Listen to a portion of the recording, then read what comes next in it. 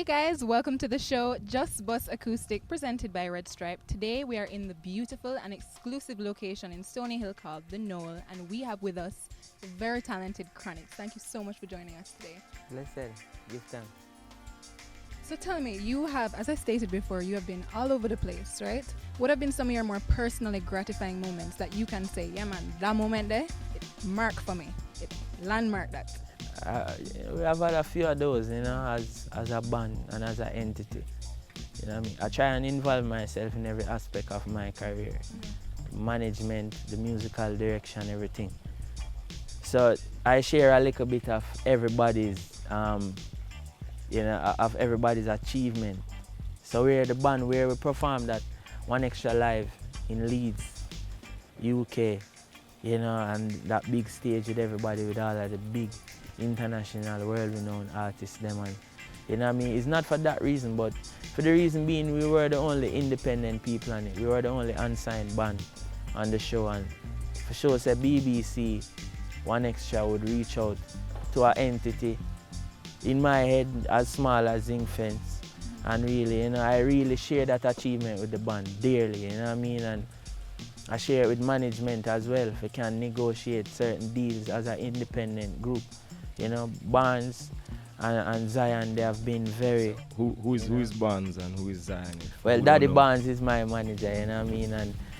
And Kiki, our right name is Zion Tomlinson.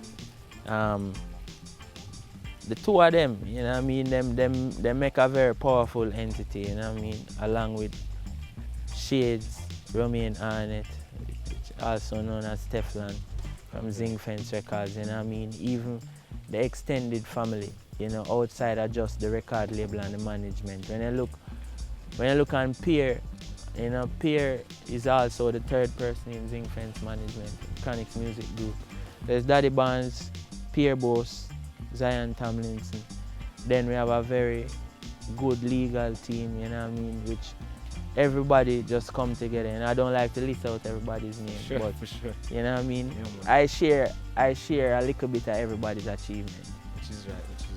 And I think for the whole year, being able, the first time I ever toured was with my band. That within itself, that happened in April of last year. That within itself is the high point of music for me. And I mean, some people don't really get the opportunity to do that until later down. My first experience touring was with my family.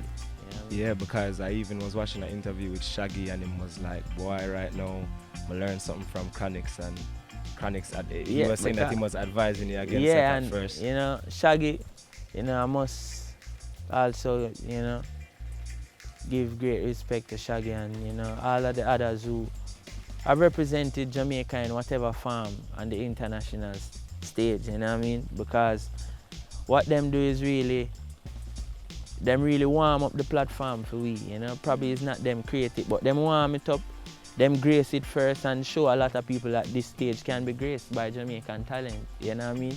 So, I have to give thanks, you know, but what happened is, what I was trying to say in music industry terms is that there is no one way to do music. You know what I mean? Every artist is an entity by himself, and just like our Red Stripe have use a different strategy from probably a next company. You know what I mean? We are all entity. Each artist is a company and a brand and an entity by himself. And there's no one way to market an artist because everybody is different. You know what I mean? Maybe I don't want the same sponsorship as my brethren Dre Island or Kelissa, and you know, Kelissa probably don't want to tour like how I tour. You know what I mean? So every artist do things different, and that's what we, this generation, are saying. And I really admire the way how all of us, you know, even with being one movement, because we take on that movement. We take on that movement title. Which is from it was an idea stage. You know what I mean? Before the word Reggae Revival come in, you know. Me and Kabaka, before I even hear the word Reggae Revival, me and Protege and Kabaka and Kelissa them and Dre Island, Micah Shemaya, Infinite, the whole of we've been doing shows together. You know what I mean? Jana and the whole of we, and it was really the wider audience, because Reggae Revival wasn't, as I know, it wasn't really the name for us. But whatever, when as Christ say, I am what you say I am. You know what I mean? And if when I go out there and say, what do you call us? And them say Reggae Revival, then so be it. Nah, for sure, because the way I see it is that, yeah, definitely that name get put on the movement. Yeah, and it's not a bad name, it's not a wrong name, you know what I mean? Because Reggae Revival don't mean that reggae was dead, because you can't revive something that was dead. It not name Reggae Resurrection. It named Reggae Revival, which means it's not that it was dead, because as long as I can remember, there was always a top reggae artist on the scene. Always. You know what I mean? When it wasn't Sizzla, it was Jamaican. When it wasn't Jamaican, it was Jackiro. When it wasn't Jackiro, it was Fantan Moja. When it wasn't Fantan Moja, it was Lutan Fire. There was always a reggae. I always had a reggae icon, which was current. So, I mean, to say reggae, we are trying to imply that reggae was dead. I mean, that makes no sense, you know what I mean? Because ever since Bob Marley, ever since, even before Bob Marley, ever since Ska, Jamaican music has just been constantly growing and evolving. It has changed form 1,000 times. So like, who are we? You know what I mean? I don't think anybody is trying to imply that. All we are saying is that there's a level of recognition that we weren't getting that we are getting now.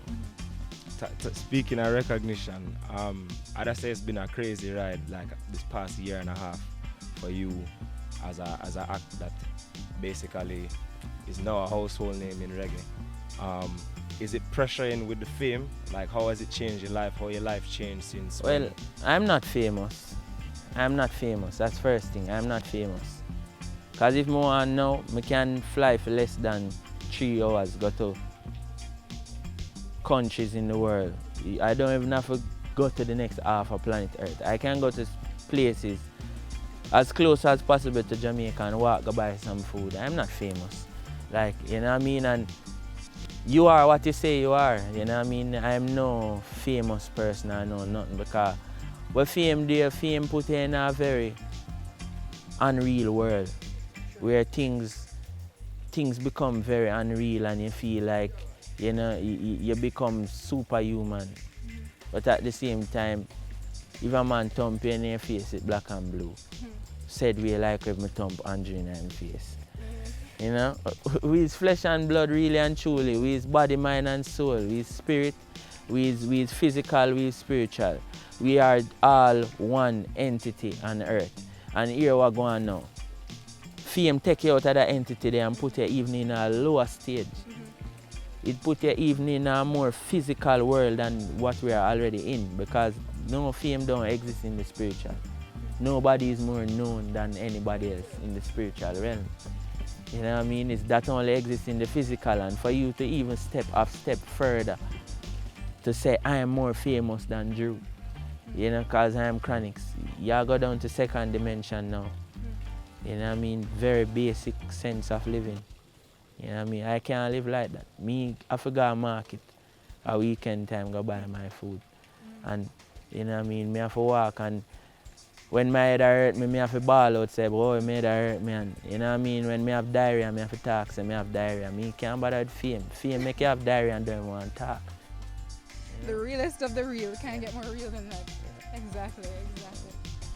So you have accomplished so much in a fairly short space of time, you know, in your career so far. What can we expect for your future? I don't even know any more time I sit down and fret for the future too, but then who is me? He's not God. So, you know, make the future take care of itself. Yeah, man, because them things they will make you mad and grow all grey hair now. Me's a man where me already look older than how me is already. So like we got take on the next level of stress. Music has stress, you know. Music business, you know. And to me enough, more time I find myself over in a music business and it stress me. Yeah, as I look at youth, me look like some old people that go through storms and everything. That means a young youth, me even if I look so. So if we got to start thinking about the future now and... More stress then. Yeah, man. So here we're going, make the future take care of itself. That's no problem. Well, I thoroughly enjoyed the interview. I'm sure Andrew can back me up on that. And we cannot wait to hear your performance. I can't wait to hear what songs you have performing for us. I hope you can sing. Oh please. Come on. Everyone knows you can sing. Bless. So we look forward to that. Thank you so much again for joining us. Again, guys, we are in the beautiful, exclusive location of the Knonle in Stony Hill, and we look forward to watching Chronixx perform. See you next time. Bless.